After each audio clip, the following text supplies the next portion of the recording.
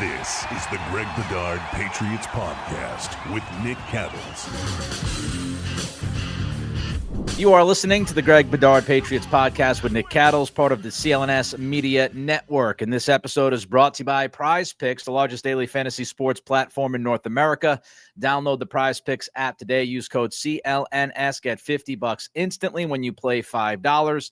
You can also take the guesswork out of buying tickets with Gametime. Download the Gametime app, create an account, use code CLNS for $20 off your first purchase. And finally, eat smart with Factor. Get started at factormeals.com/Bedard50 off and use code Bedard50 off to get 50% off your first box plus free shipping. Of course, Greg, we're talking about the draft. A lot about the draft today. We're getting closer and closer. As we record this, it's about 1 o'clock Wednesday afternoon. So, I don't know, we're about 31 hours away from the draft actually beginning.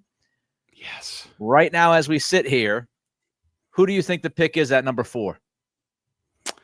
I think it will be Will Campbell. I really do. Talking with a lot of people over the past week, both inside the Patriots, outside the Patriots, I just think that at the end of the day, and look, this could change, of course.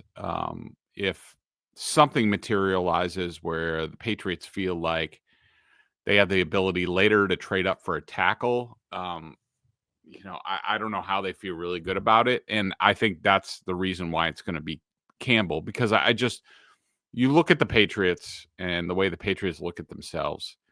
They have like one huge glaring need, and that's left tackle on this team. And, since we last spoke, I've watched film, multiple games on all the tackles.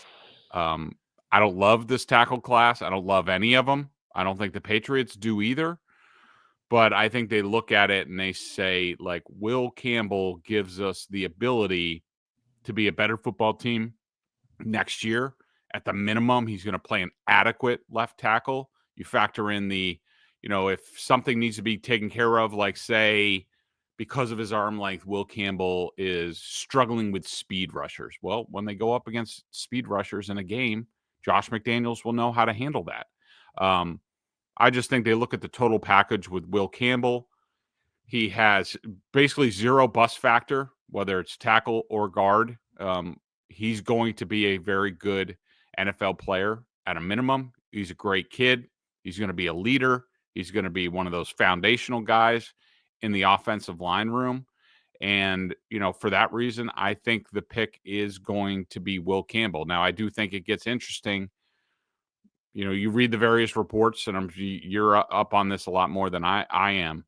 But, there's some conflicting reporting about the Giants. Like, are they sold on Abdul Carter? Do they go Shedeur Sanders? There's talk of a split internally with the Giants. I still wonder. I do think if Carter was there, I do think the Patriots would take him, but it would not shock me in the least if they passed on Abdul Carter due to character concerns. I've only heard more of that in the last week about him. So, but for me, I think the safe money, I think the solid money is on the Patriots taking Will Campbell. I'm going to ask you what you would do at 4 later on in this podcast. So I don't want you to answer this question from your point of view as to what you would do if you were in the room tomorrow night. But are you okay? Are you okay with the Campbell pick? Yeah, I am, Nick. And, I wrote a column, I think it was for Sunday about, the tackles and where the Patriots are. I mean, yes, I can understand what they're doing. Is he ideal? No. It's just this is the draft. I mean, when you talk about the guys at offensive tackle, after him, like, Josh Simmons, to me, and I've heard this from multiple NFL executives, Josh Simmons has the best tape. Like, if you watch the tape of all the offensive tackles that people are talking about, he has the best tape by far. I mean, he looks like a plug and play, like top 10 tackle type, but he's coming off the patellar tendon surgery, which is never great for offensive linemen, for big fellas. It could go either way. He could be fine. He could not. The bigger concern, you combine the knee with the character concerns on him about, what what kind of teammate is he going to be? How hard is he going to work? Like all that stuff. There are a lot of concerns about Josh Simmons. And then you look at, Kelvin Banks. To me, I like Kelvin Banks. I would be happy with Kelvin Banks. I think I see a right tackle could probably get away with him at left tackle for a time. Membu from Missouri, who's talked about a lot. Yeah. He's only played right tackle. There's talking to the NFL people this week, there's a lot of concern about his bust factor, that, there's usually a reason coaches leave a guy at right tackle. You can play fantasy football all you want. I don't think the Patriots are in position to do that. Ursary, I like, but there's a lot of bad film on him. I do think he has a potential to get coached up. But is he that much better than Vidarian Lowe and possibly Caden Wallace year one? I'm not sure. Connerly could be a guard, right tackle. So, long story short, if the Patriots go up there and they select Will Campbell, I have no issues with it because he makes them a better football team this coming year. You're investing in Drake May for the long term, and I think it's the best thing for the football team. So you don't love really any of these tackles. And it makes me wonder, because I was reading Burt this week, and he's been on this for the past couple of days, even on TV, the idea of how young these tackles are. And I'll just hit a couple of them. Will Campbell turned 21 in January. Membu and Banks turned 21 last month. Connerly turned 21 in November. My question to you, Greg, is if you're watching this film and you're the Patriots, how much could you expect these guys to improve over the next couple of years because they are so young? Do you look at Will Campbell and say, well, maybe you get a little bit more out of him at left tackle because he just turned 21, and with better coaching, hey, maybe he could be even better than we would expect? I would say out of this tackle group, I think that while Will Campbell has the highest floor of all of these guys, I would say he has the most limited ceiling. Like he's just his movement skills, and I don't see a whole lot of fundamental breakdowns with him on film. I think his shortcomings are, and there is some rough film on him. I mean, I was getting into it on Twitter with some anonymous Patriots fan, talking about how he dominated the SEC. That's not even close to true. I mean, look, was he good in the SEC? Yeah. But there's some rough film out there. Go watch the Arkansas game from last year where he went up with one of the edge rushers who will be taken. He had a tough time. But the other guys, I would say Banks, Ursary, I think those guys have probably the highest ceilings. Membu does, but remember, the Patriots need a left tackle.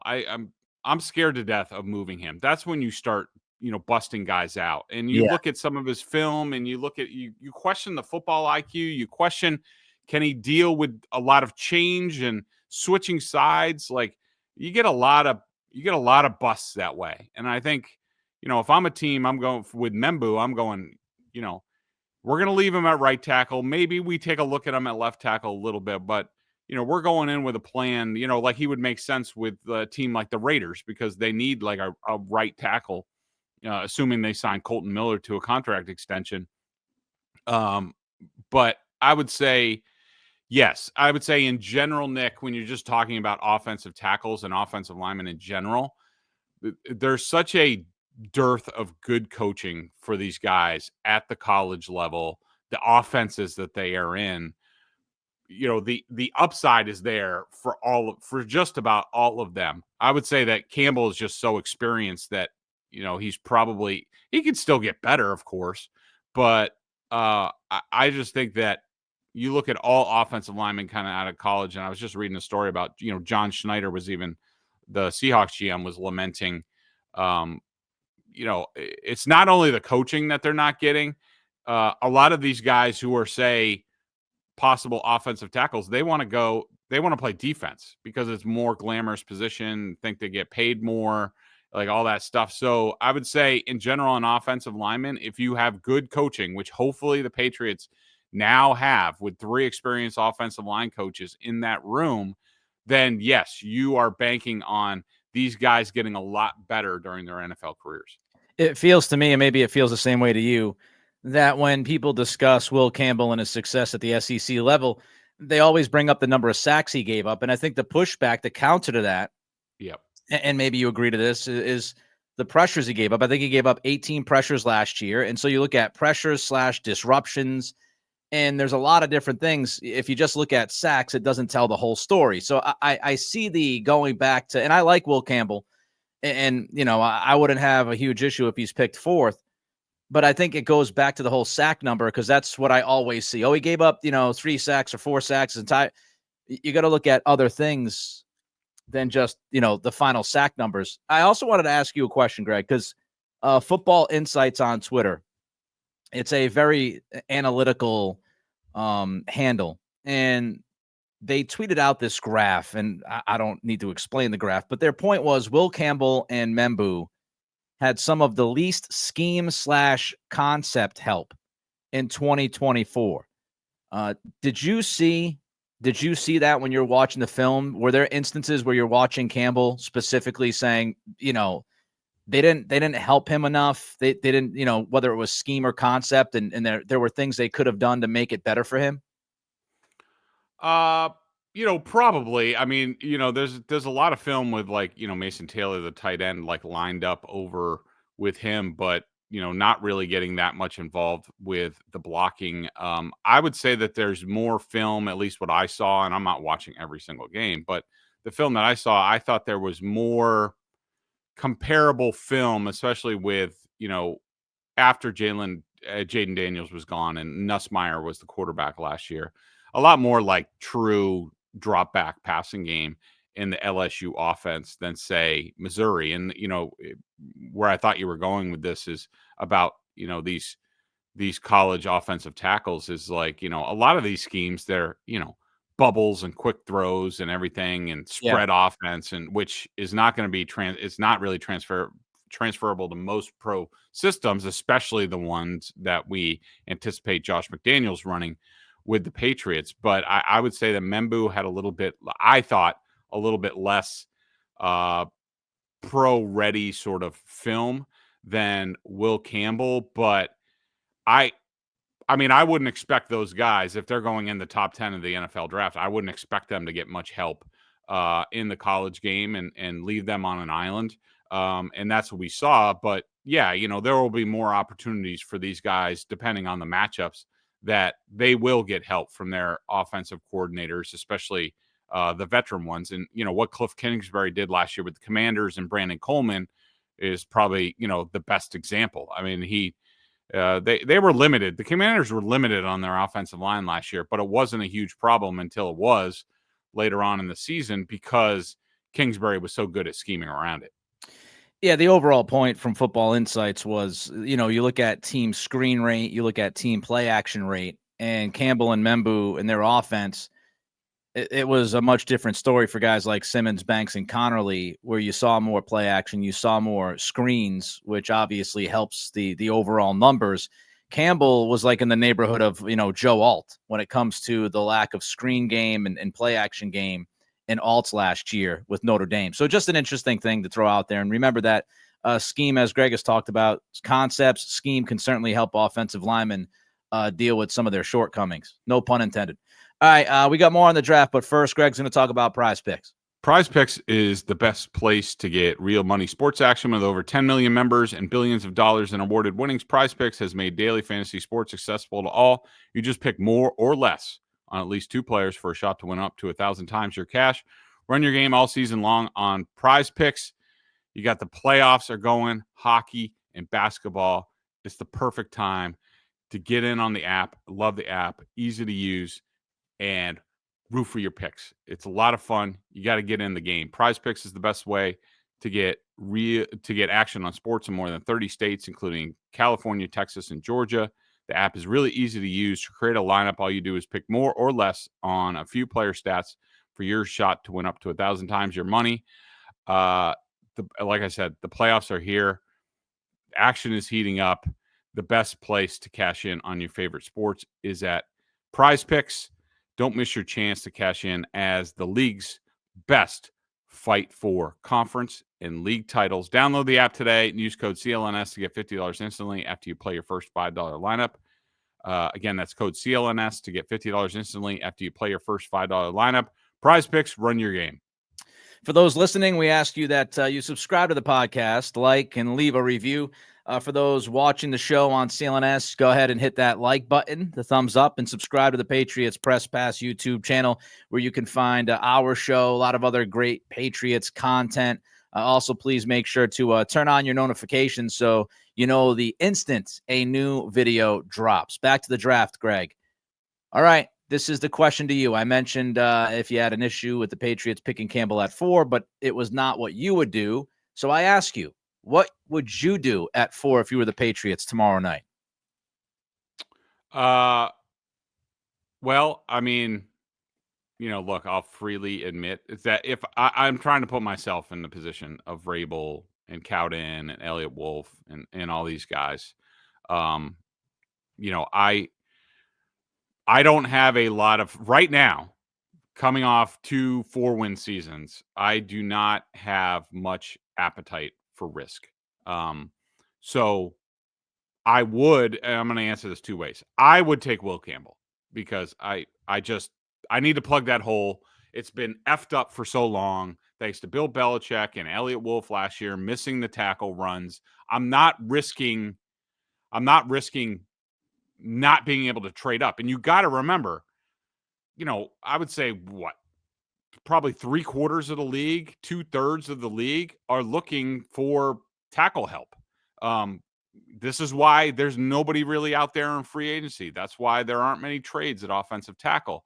And so I'm not risking somebody blocking me, getting back, which, you talk to Patriots people, that's what happened to them last year, that they tried to get up into the first and second tackle run and they got blocked out. Or, some people will say, well, just offer more. Okay, fine. But still, another team has to be willing to do that. My other answer to this is if you are a Patriots fan and, if you are one of these Patriots fans who loves to talk trash, has the glory days in your mind of, when you look down at everybody else and your head coach was a badass and the best in the league, and you see Mike Vrabel in that same ilk, and you want to be strutting around after the first round of the draft, you want Mike Vrabel to show humongous cojones that the Patriots are back. Mike Vrabel knows what he's doing. We are so back. What you want him to do, what I would do in that position, I'm taking Tyler Warren at 4, and I am trading back up into the first round for one of the other tackles. Probably I see Banks probably going early, whether it's Connerly or Ursery, or if I'm okay with Josh Simmons because I went to Ohio State as well. I mean, the Big Daddy draft for the Patriots is taking an impact offensive player, and I love Genty. I think he's special. I think he's Emmitt Smith with more quicks, more big play ability. Of course, Emmitt Smith ran behind one of the greatest lines of all time, and the Patriots do not have that.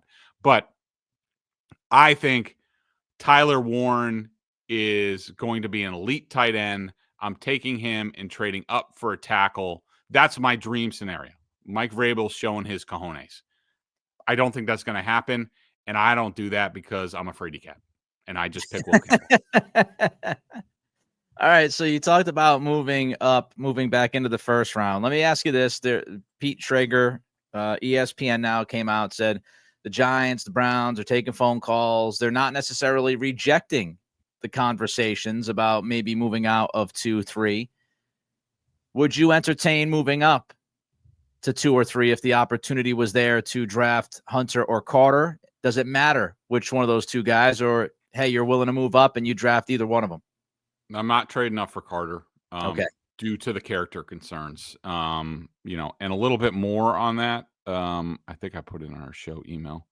One exec that I trust that I talked to over the last week said talent-wise, you jump on it, but then do you have the support staff in place to handle all the other BS? It's just being a dick and being a good teammate. He relies on so much on talent, which he freaking can, but are you willing to put up with that? I don't necessarily know. I could see him and coach. This exec said I could see him and the coach getting in a fist fight at some point. That would be interesting with Mike Vrabel. But then again, the argument is, and I do think, I'm not saying the Patriots would pass on Abdul Carter.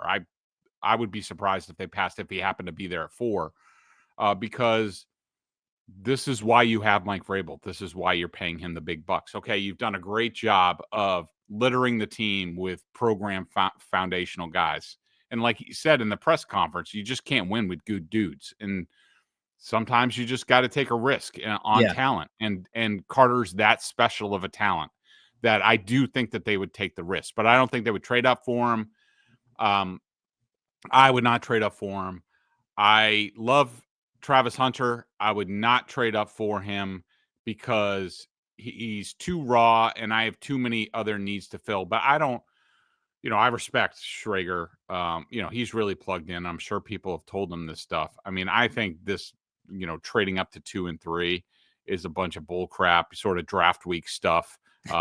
People trying to, lying season, trying to get people to get stupid and come up for people. I just don't see it happening. I know there's been talk about, people coming up for Genty. I don't see that either because of how deep this running back class is, even though I think Genty is a special player that I would love to have. I wish the Patriots were in a better position on the offensive line because I would love to plug him into this because, again, I do think he's going to be special. But no, I think the Patriots, if I had to bet right now, I would say it's more likely the Patriots stick and pick in their first 4 picks, first, second, and 2/3 than anything else.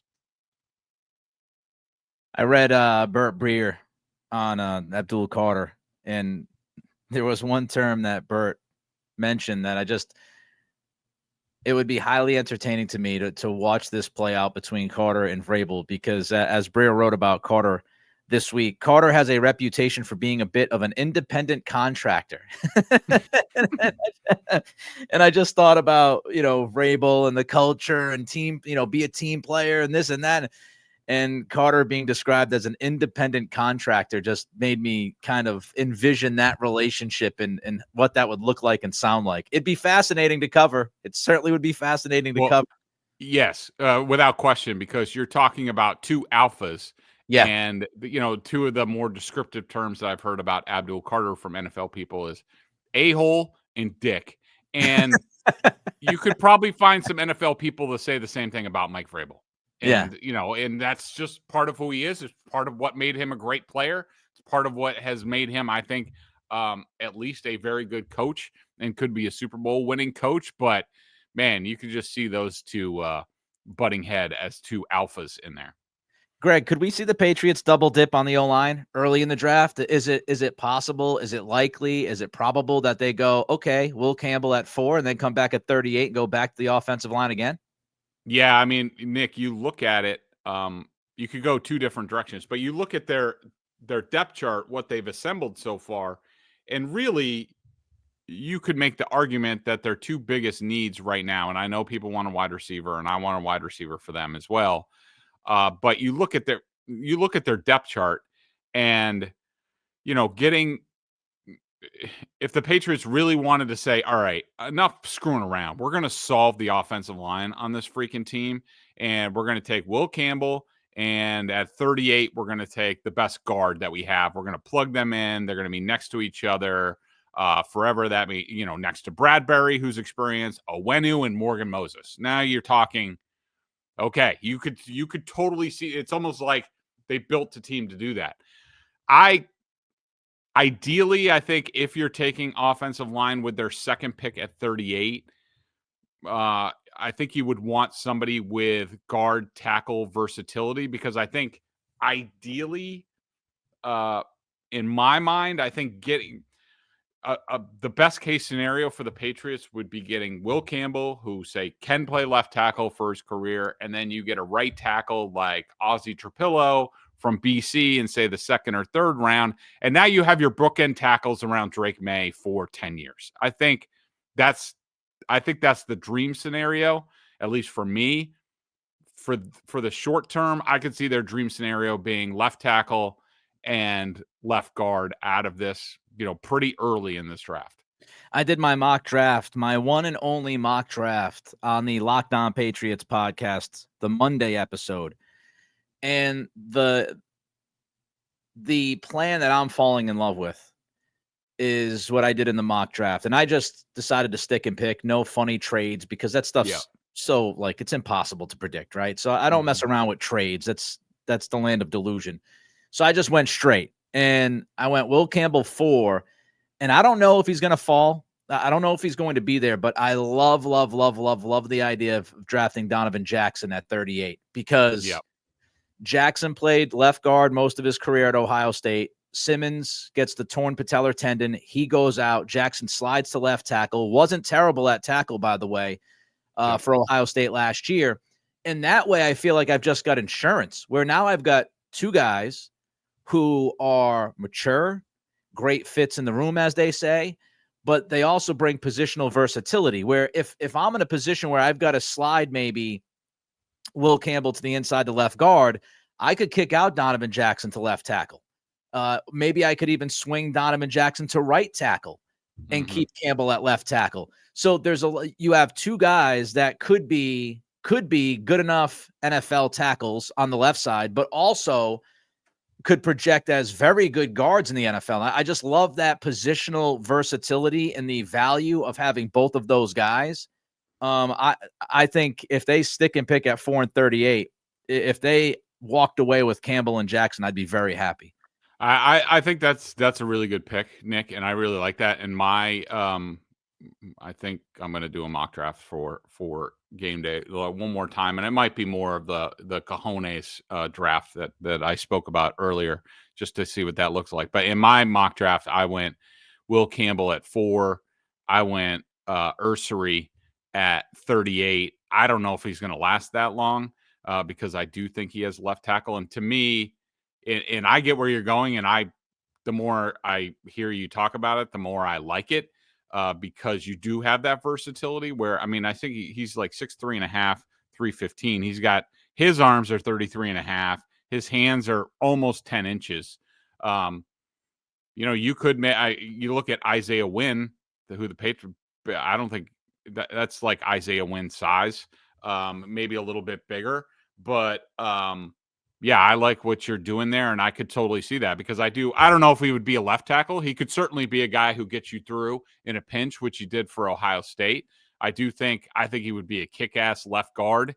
Certainly an option at right tackle down the line if that's what you decide to go with, and maybe one of these guys, like whether it's Cole Strange or Layden Robinson, develops under this new coaching staff, where all of a sudden. Yeah, but I think we both agree that it wouldn't be the worst thing in the world for the Patriots to double dip to some extent very early, at least in the first 3 rounds of this draft, to sort of, really set the foundation and get that room moving in a better direction. And that would serve the Patriots in a lot of different ways. And it addresses my concern with Membu, which is if you can't play him on the left side, what the hell do you do with him in 2025? If you draft him 4th overall, you've got Morgan Moses at right tackle. Do you really want to take the team leader? Go back and watch that dude's press conference, okay? Do you really want to take Morgan Moses and pull him to the side and say, hey, Morgan, we're going to just throw you at left tackle in your mid-30s and see how that works out, because we just drafted this young dude from Missouri that we're going to put in your spot. How do you think that would fly in the room? So if you draft Membu and he can't transition to left tackle, he's never played guard in his life. What do you do with Membu? You throw him out there the first 2 weeks of minicamp and he sucks out loud at left tackle. You're like, all right, well, now we're going to put him back at right tackle, but we've got, did you draft a swing tackle at number 4 in 2020 for your 2025? So, at least Jackson, like you said, Greg, if he could eventually kick to the right side, well, now you've got that backup plan where, like, all right, Moses is he's in his mid-30s. Maybe as you get ready for 2026, you say to yourself, all right, he's aging out now, and maybe we can kind of transition him to a swing tackle role. We've got Jackson we can kick to the right side now. What do the left tackle prospects look like in 2026? Could you go back and draft another offensive lineman and kick Campbell inside to the left? And now you've got 2026 draft pick at left tackle, Campbell at left guard, Drew Kendall, hopefully, that you draft later in this draft at center. And then you've got Owenu and Jackson. And now you've got 5 young, legitimate offensive linemen to go along with Drake May for the next decade. So the Membu thing, that's my concern with him. All right, we got more, but first, Greg wants to tell you about Gametime. Yeah, the playoffs are heating up, especially here in Boston with the Celtics, and you got to be there in person. Like, if you were there the other night at TD Garden, you would have seen early before it got on social media, Joe Mazzulla yelling for Jason Tatum to get up after he got knocked down. And, we all know Joe Mazzulla that dude is crazy. And so when I go to the games, my eyes never come off crazy Joe Mazzulla because he is crazy. And to get there, you got to go to Gametime. Gametime makes getting tickets faster and easier, even for harder to get playoff seats. Prices on the Gametime app actually go down the closer it gets to tip off, with killer last minute deal, all-in prices, views from your seat, and the lowest price guarantee. Gametime takes the guesswork out of buying NBA playoff tickets. I love the all-in pricing, the panoramic seat views, and they also have last minute deals. Save up to 60% off buying last minute sports, concert, comedy, theater, etc. tickets. They have it all on there. I'm telling you, anything you want to go to, it's on Gametime, and I love the app. Take the guesswork out of buying tickets with Gametime Picks. Download the Gametime app, create an account, use code CLNS for $20 off your first purchase. Terms apply. Again, create an account and redeem code CLNS for $20 off. Download Gametime today. What time is it? Gametime. What is Greg Bedard's wish list when you look at position-wise heading into this draft? What do you want to see the Patriots do here? So ideally for me, I would like to get 2 tackles, 1 starter, possibly 1 developmental, depending on what they think of Caden Wallace. But I'm not waiting around. I'm not guessing. I'm letting this new regime evaluate these guys and make their picks. So 2 offensive tackles, a guard/center, wide receiver, of course. Would love a tight end, a guy who sits and learns, or, for a year behind Hunter Henry and Austin Hooper, or, if he hits quickly, say you draft like a Mason Taylor and he hits quickly, maybe somebody like Hunter Henry becomes expendable at the trade deadline because the kid's ready to go. Defensive tackle, just because this draft is so deep and the Patriots could use an upgrade to sort of the rotation in the middle with Barmore and Milton Williams and these guys. Pass running back for sure.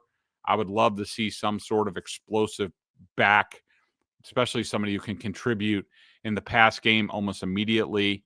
I did have edge on my list, but I'm not over the moon about that just because I think they have enough guys. And I was talking to somebody who knows Chason, who they signed from the Raiders really well. And let's just say that the Raiders were, at least some people in the Raiders were disappointed because they think he was just coming on and coming into his own. They think the Patriots got a steal with him. So I'm not, overly anxious about that. Linebacker, some sort of QB, if possible. Would love Riley Leonard from Notre Dame, as we've talked about before. I think he would fit perfectly and would be a great guy for Josh McDaniels to develop and be like the key backup to Drake May for a couple years. And I mean, they got to take a kicker, I think. I mean, maybe they wait for undrafted free agency, but I mean, when John Parker Romo, whoever the hell that is your only kicker on your roster, you better get somebody to kick. John Parker Romo is significantly offended by you. So here's what I did in my mock draft position wise: tackle. Then I went Jackson, so guard/tackle, defensive end, wide receiver, running back, corner. I would not be surprised if they go somewhere, 3rd round, 4th round, 5th round. Would not be surprised if they go with a cornerback to try to fit somebody in that nickel. Then Then you've got center. Drew Kendall's my guy. So I got center, kicker, defensive tackle. And if you're wondering, defensive tackle late in the 7th round, who did I pick? You probably don't care. I'm going to tell you anyway. Howard Cross from Notre Dame. He's a nice little player. He's undersized, but he's got a constant motor.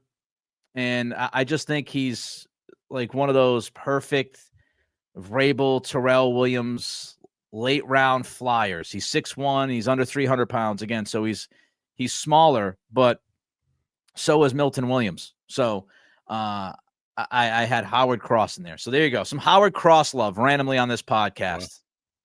It's because I'm a Notre Dame fan, really, and I just wanted to give Howard Cross some love. What do you make, Greg, of all the Jalon Walker smoke the last week or two? Mike Reese, Burt Breer, many others. Tony Pauline, Sports Kita. A lot of smoke the last week or two about the Patriots being interested in Walker, and maybe this not being a one-horse race, so to speak, with Will Campbell. The way I think of it, and I'll just throw this at you and get your thoughts, because Tony Pauline wrote that the Patriots went to Georgia's workout with Mykel Williams and Walker, and by all accounts, Walker was unbelievable. I read today that he was outstanding at his workout, flying around the field, blah, blah. And Pauline said that Walker also went to lunch, had a nice little lunch with the Patriots contingent. Is that in case of a move down, or do you think they would be seriously contemplating him at 4? And is it Walker versus Campbell?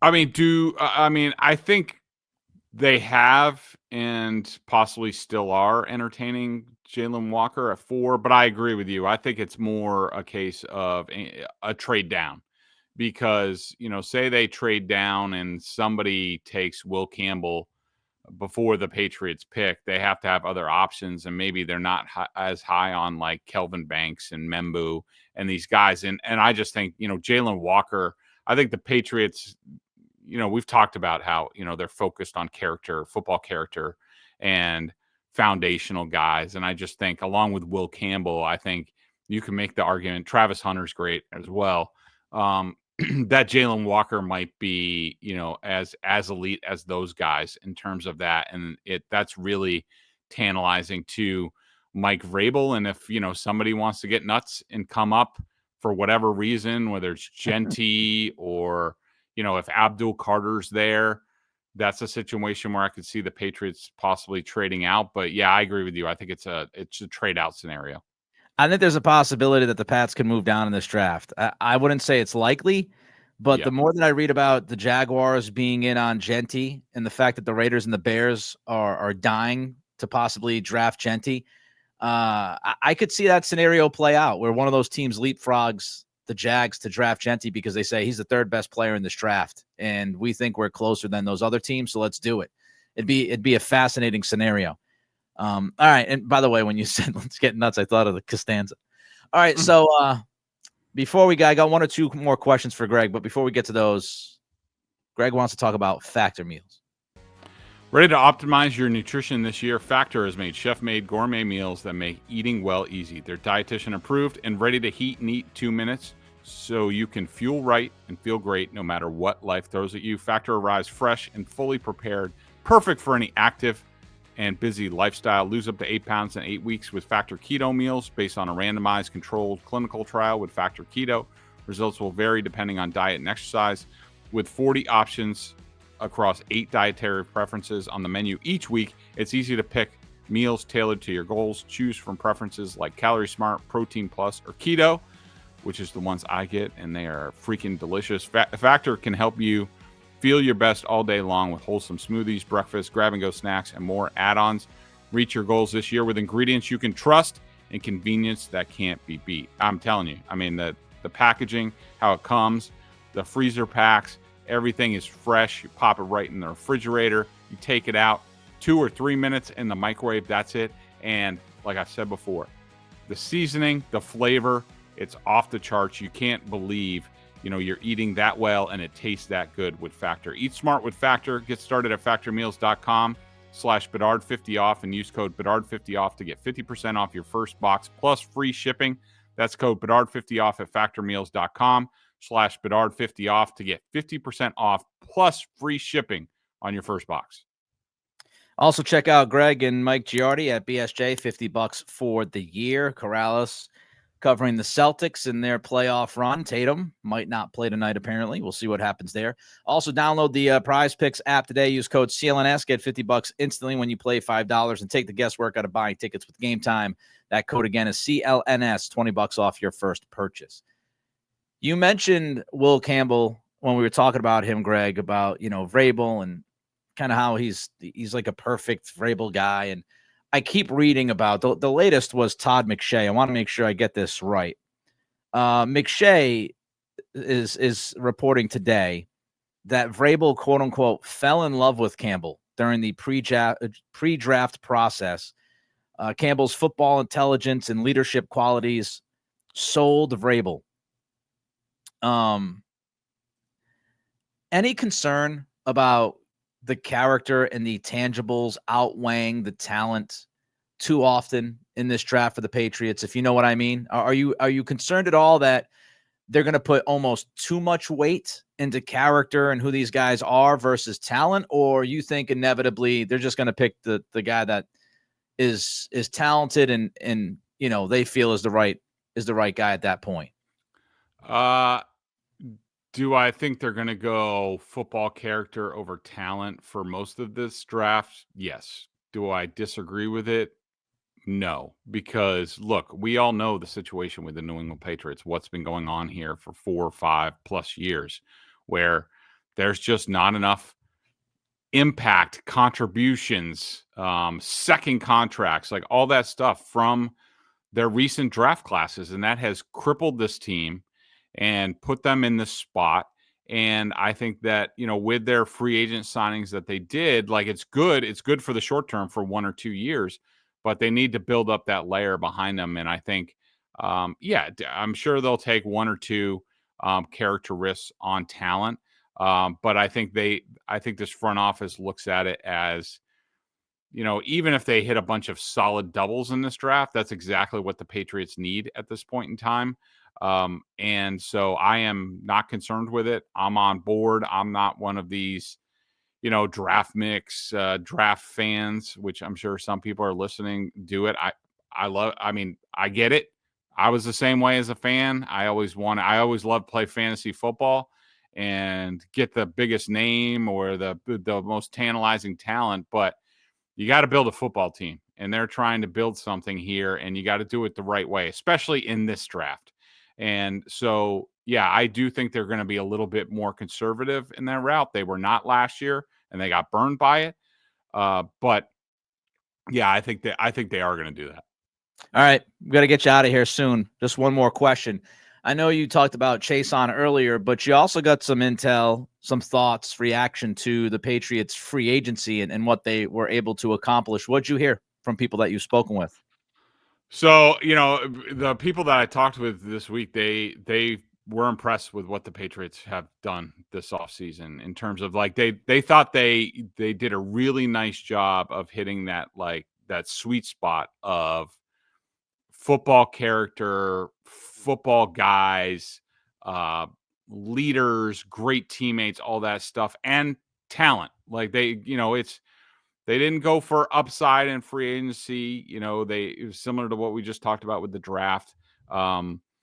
They went for, culture above everything else, but the execs really liked what they did. They think they got a lot of steals, between, Spillane, Epps at safety is a guy that, a lot of people just say he's just like rock solid, and, he's going to help this team. Guys like, Morgan Moses, Bradbury doesn't have a high ceiling, but he has a low floor, and he's going to help this team. I mean, just littered with guys, basically everything that they did in free agency. I didn't have, as opposed to previous years or previous drafts, I'd have execs being like, I don't know what the Patriots are doing. I don't know. This year, it was, you can see the plan.